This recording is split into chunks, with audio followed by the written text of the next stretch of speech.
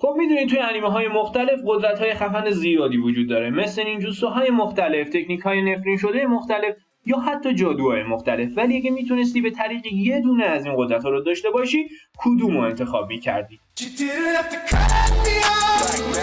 من به شخص خودم اگه میتونستم یه دونه از این قدرت ها رو داشته باشم، مانگکیو شارینگان ایتاچی رو انتخاب میکردم. ولی شاید بگید که What؟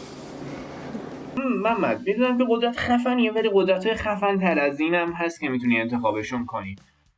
خب میدونم، ولی شما از دل من از جنبه های معصومانه‌ای به این قضیه نگاه میکنید، مثل نجات دنیای همچین چیزه.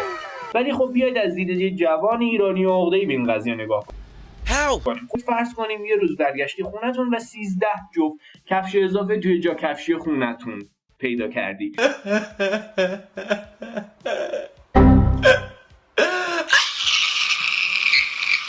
و میفهمید که کل خاندانتون به ویژه شوهرم ند خونتون رو تسخیر کردن.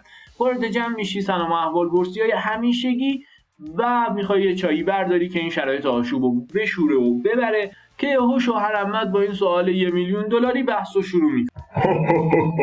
محمد جان راستی رو توی کنکور چقدر شده پسرم؟ کجا قبول شدی به سلام؟ اون وقتی که میتونم با یه نگاه زیر چشمی کل عقده‌های دوران کودکیم، نوجوانیم، جوانیم و به ویژه کنکورم رو در قالب یه شیء سخت استوانه‌ای به قطری برابر با رتبه کنکورم